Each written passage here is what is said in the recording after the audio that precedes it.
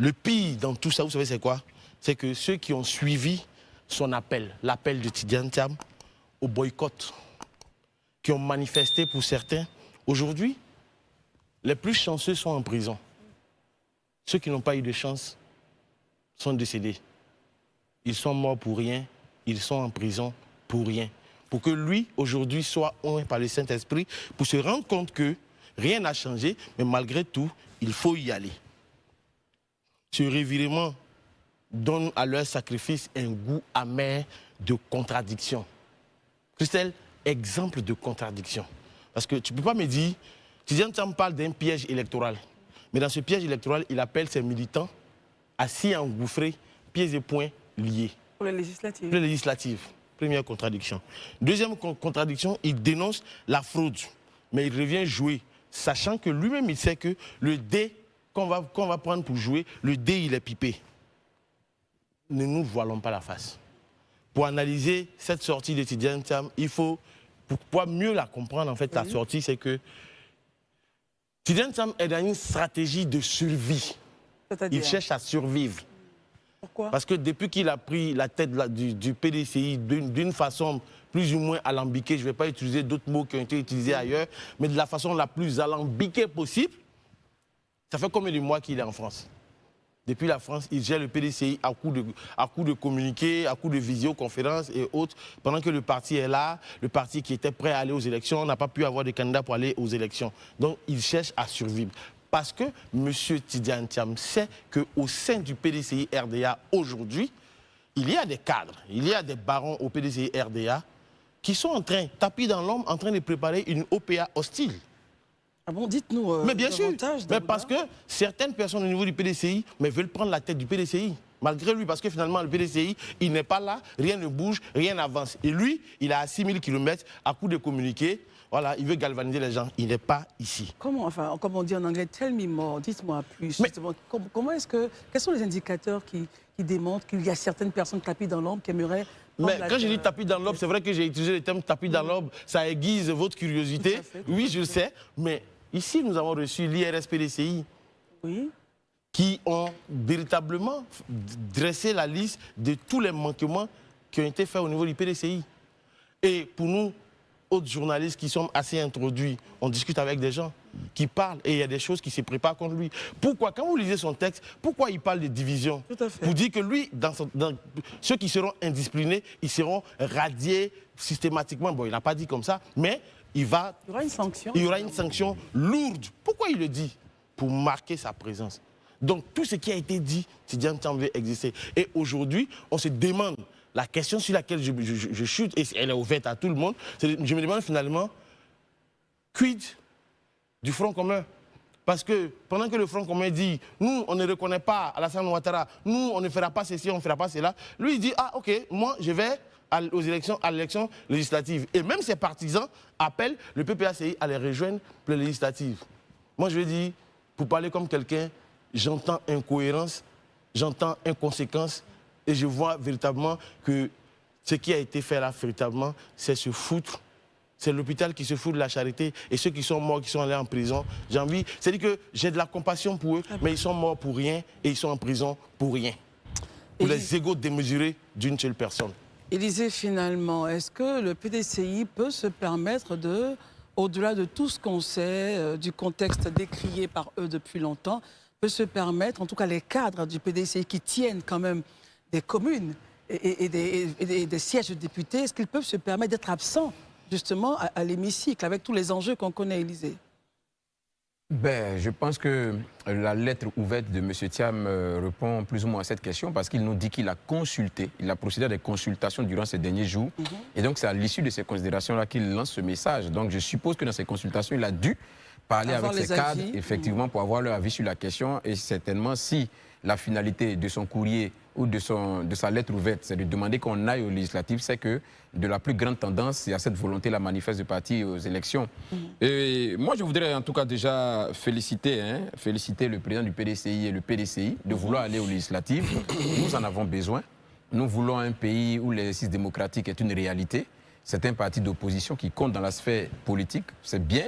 ça va relever certainement la compétition. Et ça, c'est déjà une très bonne chose.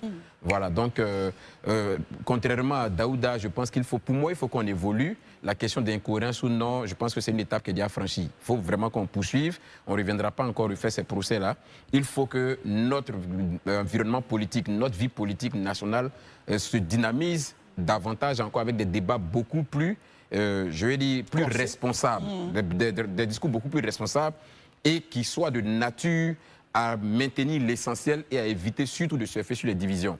C'est en cela que moi je condamne, par exemple, quand je finis de dire que c'est une très bonne chose d'aller aux élections, mais condamne quelques propos du président du PDC. Allez-y, lisez. Quand il dit, par exemple, que nous avons souligné de... non, excusez-moi, je retrouve ça rapidement. Voilà, ces personnes voudront utiliser les résultats législatifs pour confirmer les chiffres qu'ils ont annoncés pour la présidentielle, à savoir une victoire à 89,77% des voix. Ils ont déjà 80% des sièges. Alors pourquoi ne pas aller à 90 pendant qu'on y est? Voilà le piège qui nous est tendu. In fine, quand vous lisez tout, il a expliqué quelque part qu'il y a la fraude, que les gens vont vouloir forcément faire la fraude, qu'ils vont vouloir forcément tricher. Moi, je pense qu'on ne peut pas déjà préjuger d'un scrutin qui n'a pas lieu. Ça, c'est des gemmes qui peuvent ouvrir la voie à un conflit. Ça veut dire demain, si pendant qu'on vient de le dire, on arrive à un incident dans une zone, on prend ça comme argument. Mais on vous avait dit qu'il allait avoir tricherie. Donc c'est parce qu'il y a eu tricherie qu'on est arrivé à cette logique. Vous ne pouvez pas dire qu'on va à une élection où on n'a même pas encore compétit. Mais vous accusez déjà la CEI ou bien les partis d'en face de vouloir tricher. Ça, ce n'est pas fait d'une nature à rassurer et à rendre serein l'environnement électoral. On ne peut pas sortir de ce dont on est sorti il y a quelques semaines et puis revenir faire les mêmes choses. Je pense que quand même au niveau du PDCI, là, surtout que ces partis oufouettistes, à longueur de journée, ils disent qu'ils sont pour le dialogue. Est-ce qu'on ne peut pas se départir de ces propos-là qui sont de nature à mettre l'huile sur le feu? À quel moment on va le faire? À quel moment on va le faire? Ou bien on veut voir une partie de la population décimée et puis on va comprendre que vraiment il faut qu'on change notre langage et qu'on aille dans le sens de la paix. Ça aussi, il faut que quand même ça, je pense qu'on n'a pas besoin d'un PhD, Christelle, pour savoir qu'aujourd'hui, là, il y a des verbes, des mots, on n'en a plus besoin. Cherchons à avancer. Vous pensez que cette partie de son discours-là est c'est pas la seule, hein. Il y en a plusieurs, c'est parce que c'est long, j'ai pas envie de tout dire. Mais quand vous lisez, il le dit ouvertement qu'il y a des manifestations de fraude en vue, qu'il y a une volonté de fraude. Pour les législatives à venir. Pour les législatives à venir. Et que c'est justement à cause de ça. Et d'abord, parce qu'il fustige même derrière la présidentielle, il dit que la présidentielle a eu des fraudes. Quand vous lisez bien, lisez tout. Il dit ça, qu'il y a eu des fraudes. Et que c'est ce qui a donné le résultat qu'on a eu et que d'ailleurs les 50% des taux de participation sont des choses qui ont été inventées. Que tout le monde sait en Côte d'Ivoire que ça n'a jamais fait 50% de taux de participation. Il a quel indicateur pour le dire? Il dispose de quoi pour le dire? Il a mis quoi à côté de la CEI ou bien en parallèle avec la CEI pour arriver à cette conclusion? Christelle, vraiment, excusez-moi, depuis 3 jours, je ne fais que le dire.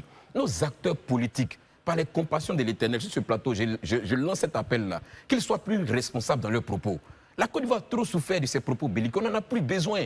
Vous voulez aller à des élections, appelez vos militants, on va à des élections, mobilisez-vous, on va gagner. C'est tout. Et puis vous faites ce qu'il y a à faire. Il faut éviter déjà de planter les gemmes d'un conflit. On en a trop souffert. Donc ça, je fustille ça. Je poursuis encore sur une question. Pas sur une question, je poursuis encore sur un autre sujet. Sur le sujet, je dis, je félicite en tout cas le PDC le fait de vouloir aller, c'est déjà une très bonne chose. Mais, sur la question des chiffres, qui pourrait certainement être un problème, ça aussi je viens de réagir, mais je voudrais terminer par l'avenir du Front commun. L'avenir du Front commun. Je pense qu'avec cette lettre ouverte du président Thiam, on pourrait percevoir que le Front commun devient de moins en moins audible. Parce qu'il n'en a pas parlé dans son texte. De moins en moins audible. Et les uns et les autres semblent avoir plus ou moins passé en revue, ou du moins fait le bilan de ce que le Front commun a donné comme résultat. Et aujourd'hui, sans le dire ouvertement, on pense qu'il faut qu'on vole de nos propres ailes, ou bien il faut qu'on trouve une autre stratégie. Quand vous dites les uns et les autres, parlez du PDCI. Mais je parle des membres du Front commun. Je dis de façon générale, chacun plus ou moins a dû tirer sa conclusion. C'est vrai que ça c'est une lettre ouverte du président du PDCI. À ses militants, à ses militants, bien sûr. Mais quand je regarde, comme je le dis, avec cette sortie-là, ce que je peux faire comme analyse, c'est que la posture du Front commun devient de moins en moins audible et les uns et les autres veulent plutôt désormais assumer, je vais dire, leur ADN et puis vraiment aller sur la base de ce qu'on sait d'eux. C'est pourquoi, justement, je ne comprends pas que quand on a une telle posture, on vienne encore sortir des éléments de langage qui sont de nature à aller à l'encontre de ce qui fait notre ADN. Donc, vraiment, il faut qu'à ce niveau-là, quelque chose soit corrigé. La paix, qui est l'ADN du PDCI-RDA. Ben oui, le dialogue, l'apaisement et la paix. La culture de la paix. Vous demandez la parole? Oui, j'ai demandé la parole parce que tout à l'heure, j'ai entendu Élisée me dire qu'il sur le point de la cohérence. Voilà, sur le point de la cohérence, il faudrait qu'il faut qu'on avance. Élisée, on ne peut pas avancer comme ça. On ne peut pas avancer comme ça parce que sur ce plateau, je pense que tu es le chantre par excellence de dire qu'il ne faut pas mettre tout en perte et profit. Quand des gens sont morts dans une situation, des gens sont en prison pour une situation et qu'il y a cette incohérence qui est en train de se mettre en place, on ne peut pas venir nous dire d'avancer. D'autant plus que tout ce qui a été, tous les gemmes qui ont été placés justement, comment on appelle ça, durant l'élection présidentielle, ce sont les mêmes gemmes qu'il est en train de replacer encore. Donc il ne faut pas dire qu'il faut avancer. Quand on doit avancer, on avance sur de nouvelles bases. De façon claire. C'est quoi pour vous la nouvelle base pour le PDCI-RDA en l'état? La nouvelle base pour moi, pour le PDCI, oui, c'est de dire, OK, on va aux élections, les institutions sont en place, on fait confiance aux institutions, on se donne les moyens pour ne pas qu'il y ait de fraude. Parce qu'il est important de le dire. Comment passer tout son temps en train de fustiger la liste électorale, le processus électoral, l'organe qui organise. Quand notre porte-parole à nous a été élu député avec cette même institution, notre secrétaire exécutif a été élu député et maire avec cette même liste. Blessy Chrysostome a été élu avec cette même liste. Non. Et c'est pour cette raison que, Élisée, je parle de cohérence. Il ne faudrait pas mettre tout en perte et profit. Parce qu'aujourd'hui, de toi à moi, si je te repose la question de façon simple et claire, concrètement, il y a au moins 700, 800 de nos jeunes qui sont en prison. 5 personnes ou 6 personnes ou 8 personnes sont décédées. On a reçu le 3e adjoint au maire de Nayo ici. Nayo qui est en train d'être instrumentalisé. Donc, Élisée, de façon claire, moi je te pose la question, est-ce que tu penses qu'on doit avancer sans réparer au moins ces meurtres-ci-là? Est-ce que certaines personnes ne devaient pas prendre leurs responsabilités vis-à-vis de la loi? D'autant plus que tu dis, les hommes politiques ne sont pas au-dessus de la loi. Voilà. Le point, c'est est-ce qu'avancer, c'est de ne pas participer aux élections? C'est ça la question. Selon vous, Élisée, est-ce qu'avancer, c'est de dire on essaie de voir l'état des lieux. Là, on a tel nombre de blessés, tel nombre de prisonniers. Comment on fait pour les libérer rapidement pour qu'ils retrouvent leur famille? Et ne pas parler d'élections ou avancer, justement, c'est embrayer une autre strate, c'est aller aux élections, Élisée. Merci beaucoup, Christelle. C'est une question assez pertinente. Merci de me la poser. Ça me permet de clarifier un peu ma pensée. Je pense que Daouda m'a pas fondamentalement compris. Daouda, avec votre bonne volonté, avec la compétence que vous avez, vous ne pouvez pas juger ces jeunes-là. C'est-à-dire que ce n'est pas à vous de faire leur procès. Le procès là sera fait par la justice. Et la justice est en train de faire son travail, n'est-ce pas? Voilà. Donc, on n'a pas dit, je ne suis pas en train de vous dire qu'on s'assoit à toutes les procédures et puis on va comme si de rien ne s'était. Ce n'est pas ce que je suis en train de dire. Je dis que l'argumenter à longueur de journée, de dire que les gens ne sont pas cohérents, ça c'est déjà sûr, c'est déjà connu. Rien que la posture l'a démontré. On ne va pas épiloguer là-dessus toute notre vie. Aujourd'hui, les uns et les autres qui pensaient que ce n'était pas normal ou que le processus n'était pas vraiment cohérent pour y aller, décident aujourd'hui d'aller à la... Allons-y, il n'y a pas de problème.